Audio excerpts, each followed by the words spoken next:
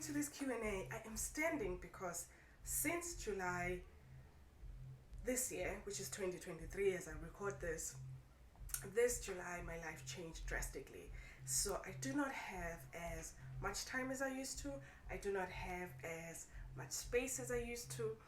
And I haven't been able to express these changes in writing or to you with our one-on-one sessions, but I will soon because I also don't understand what these changes mean. But that was just to explain why they're standing.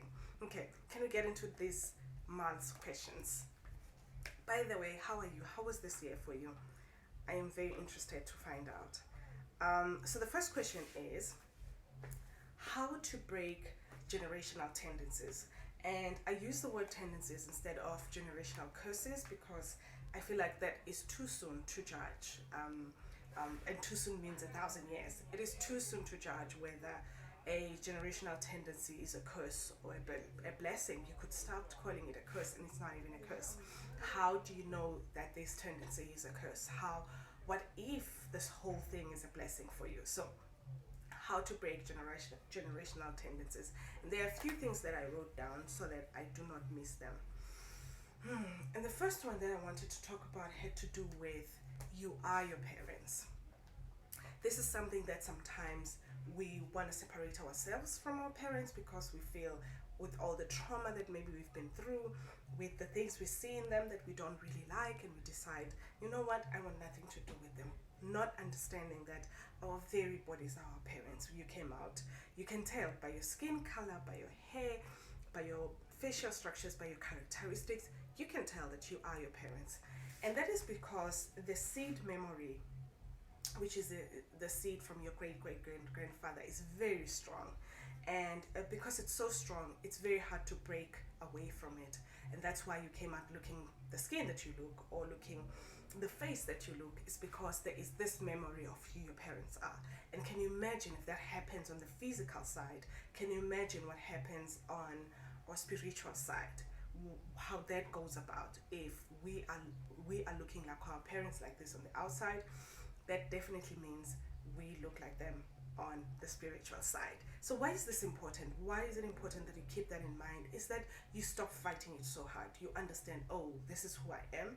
This is who my parents are. That means this thing that they struggle with is something that lives in me. That is the first point. I want to check on the second point. Oh my goodness. I shouldn't have closed it. So now that you've accepted that you are your parents' child, you belong to your parents, how do you then, how do you fix it, so to speak, or how do you go about it? And the first thing that I always suggest is you become the historian of your family. You really go deep in your family's history and you find out what kind of people were they, not just your mom and dad. Just find out about your uncles, aunties, grandfather, grandmother. Go far with it and even go deeper and go on what kind, maybe it was a tribe, maybe it's from people from this city, from this country. What kind of people are they known to be? And you will see that you'll find those trends inside of you. You have to find those trends inside of you. They are your people.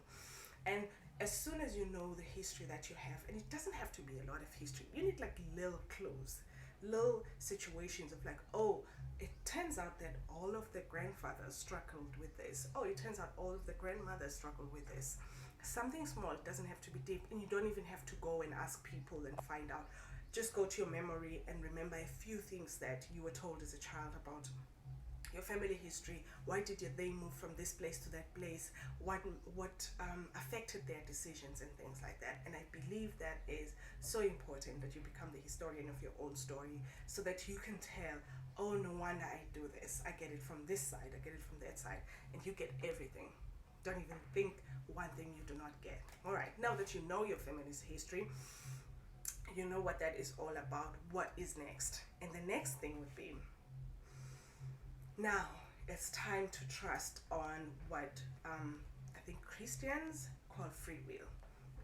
It's time to trust on the fact that you do have free will. Now, how does free will work? I'll give you an example. There's been people that have been in deep and strong meditation for years that it literally changed how they looked. It changed their faces. They were unrecognizable after months or years of doing a certain meditation practice. So we do have the power to change, but you first have to know what you're changing before you can change. So you look at all your family's history. For example, let's say there's addiction in your family history. Most families have that now because of the way that we are living. So let's say there's addiction in your family history. Now, what is your choice there? You might not have a choice. You might have the addictive blood in you that you cannot do anything about.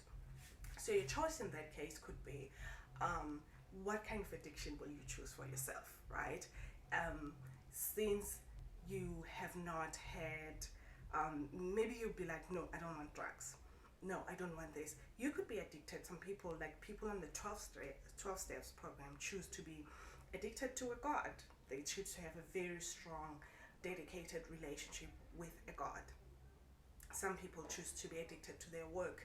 They get so deep into their career, so deep into their calling, so to speak, and they become addicted to that. You decide that this is what you'll be addicted to. Some people will choose, I will dedicate myself, because addiction and dedication go sort of together. I will dedicate myself to my family. I'll make sure that that is my addiction. I wake up, I think about them. I go to sleep, I think about them. It is all about them. So this is where your free will comes in now, to be like, oh, this is what my family had, and this is how I choose to deal with it. Maybe you come from a rich family, a family that always had money, that was always wealthy, and you can take that in and look around and be like, okay, I've got this blood in me of wealth. What kind of wealth do I choose to have? And you can decide on your own wealth and what kind of wealth would work for you. Does that make sense? And this is, to me, not a one-day situation. This could take you years to go through. It's first, accept that you are your parents. Start loving everything about them. Accept that you are your people. Not just your parents, but your people, wherever they come from. You are your people, and love everything about that. And secondly, be the historian. Find out what it is that they were struggling with, what it is that they were good at. And once you find that out, the third thing would be exercising your free will and deciding, okay, this is the situation I'm dealing with, and this is how I want it to express itself in life, and this is how I'd like to break our tendency. Because we feel that how you break the curse, if you call it a curse, or you break the tendency, is to be so angry at your parents, to be so angry at your family, and to be just like, I hate what they stand for. I do not like what they're doing. Instead of understanding that actually, if I am showing this disgust towards them, I am showing disgust toward myself, because I am them. So we could find a way to do that. I hope I answered that question well. It took me 8 minutes. All right. The next question is, what does it mean to be good? This is a question that I myself have asked myself for many years. I spent it on that, especially because I come from a religious and cultural background. Definitely ask myself, what exactly does it mean to be good? And here's the first thing. I want to make sure that I cover everything. So my quick answer to this, my very, very fast answer is, to be good means to be well. When we are physically, spiritually, especially spiritually, emotionally, mentally well, there are more chances that we are good people. When we are in a very peaceful, comfortable space within ourselves, we ain't gonna start no war. We are not going to, that there are no evil things that come to mind. We are too at peace to want to disturb somebody else's peace. We are happy to see other people at peace. So being well, I would say, is the basis of being good. It's the most important part of being good, is making sure that we are well. Because whenever we are well, even if we are talking about animals, whenever we are well, we are most likely to act in a certain way. Even if there is a prey that needs to be gotten into in the animal world, we still there's still a way of doing it in a non-evil way. So basically, being well to me means being good. That's not the end though. That is just a quick answer.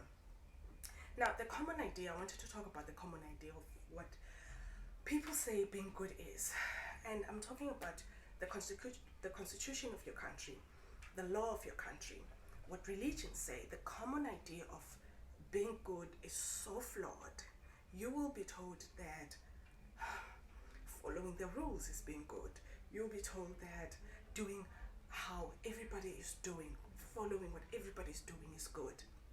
So now, looking at those places for what it means to be good will just lead you astray, because that is so flawed. And I want to give you an example. Like, my own dad was very violent, right? Very violent, and even violent towards my mother. Now, when you look at that, he's a bad man. And I moved when I was 19 to an affluent place. Is that what it's called? Affluent? Like place that's richer. I moved to there and I met my friends' fathers who have never laid a hand on their wives, who wake them up with a cup of coffee every day, who hold hands, who are always like touching and kissing them, who are providing for them. These are the things that all of them my dad failed to do. Now, if you look at these two men, the one man that is from a rich area, and my dad, and most of the dads that were where I came from, and you look at all of them and you think to yourself, okay, who is good here? This one that comes from a rich background will seem good. He'll seem like he's the one that is truly in love with his woman, and that is not true. You know, I know for sure that my dad loved my mother more than anything in this world. But when you look at the actions of this one and that one, you would think that this one, the one is good and the one is bad. And that's not true. It's just that under the circumstances that my father was under and the pressure that he was under, he had to be that way. Does that make sense? He had to become that way. And these other fathers were using their resources to act as if they were good, and they weren't really good. I've got all the information because I was friends with the kids. They weren't really that good. It's just that they had the resources to be good. Does that make sense? So I want to just erase in you the idea of what good is and what bad is, and just take it out because it's so flawed. It will mislead you in many ways, especially the idea that is based on, you know, government policies or religious ideas. That will just lead you astray. And I let that go. Let that go is all I'm trying to say. And then the other thing, the last one, I know what it is, but I just want to just double check. Redefine what good is for you. Now that we know that it's flawed, redefine what good means to you, and let go of all these these country ideas, and focus on you. What does good look like? And if you start with it means treating people well, you're wrong already. You are already going a very slippery slope when you start by saying, oh, treat people good. No. That's not where it begins. And I think as long as what you will define of what good means starts with you, it's validated by you, it ends with you, then you've got some wonderful areas that you will be going into. And I'll give you an example. For me, what it means to be good is, it means owning truth. It doesn't just mean telling the truth, acting the truth, and all of that. It just means owning it. And sometimes owning the truth could hurt someone that is next to me. But for me, it is good to keep on the truth. Then I am being nice to everyone that is around me. For example, I'm being nice, but it's all based on a certain lie. So if I'm being truthful and I'm like, okay, this is how I see it, or this is how I think things should be like, then a person can decide if that treats them well or if that doesn't treat them well. I don't know if that makes sense. And if I'm well, physically, spiritually, emotionally, I want to know harm on nobody. Does that make sense? I would know harm on nobody. So it's easier from a place of wellness, whether it's being well spiritually or anything, from a place of wellness, it's very easy to get to a point of telling the truth, of being in the truth, because there's no harm there. All right, so that was question number 2. Oh, we're doing well. Now we're going to the third question. How to be myself when it's unsafe to be? I'll give you a context here of what it means to when it's unsafe to be oneself. Most of African countries would prosecute is a word, would prosecute anyone that has a different sexual orientation, even most times killed. And in one of the countries that I was visiting in Africa, and they really are against anything that doesn't look like the norm when it comes to sexual orientation, and it's very open, it's very clear. The neighbors know, the people know, and everybody agrees on it. So there was this time, there is a very quiet area, it's a long quiet area that you can walk in, and I was coming from the corner, and as I came from the corner, there was a girl that was walking. I think she was about 15, 14, 15, 16 years old, and she had been walking all by herself. You can walk all by yourself for like 30 minutes straight on that road. It's not even a road on that space. And she had been walking by herself. As soon as I popped in from the corner, she wasn't expecting that someone would come through. She changed. She had been walking a different way. She pulled herself together and she started walking like a lady. But before I came through, she was walking like a tomboy, because she did look like a little bit of a tomboy. But as soon as she saw another human, she started putting herself together and she started walking like a lady, and it hurt me so bad. I knew about the law, but I didn't know that when I see it in action, how much it would affect me, and it affected me so much, because what happened was I couldn't believe that, because I don't even think she's a lesbian, which is what would be illegal in the country. I don't even think she's lesbian. She's just like more tomboyish, right? And for me, it hurt that just the way that she wants to walk, the way that she chooses to walk is illegal, is not accepted. And that's what unsafe means to me. It means that a person could get killed for just being themselves, for just doing what feels right. It feels right for her to walk a certain way, and yet she's unsafe with that. So that is the first thing that I wanted to put out there, that I understand how the spectrum, how far it can go of being safe for being who you truly are. All right. Now, this question doesn't come from that spectrum, but I wanted to say that it can go that far. Now, how, I'll be a life coach for a second here and come up with how would you go about being yourself in a place that is unsafe. Of course, one option would be getting out of there, but if that's not an option, which in most cases it's not an option, I would suggest that you work on finding 3 full days by yourself.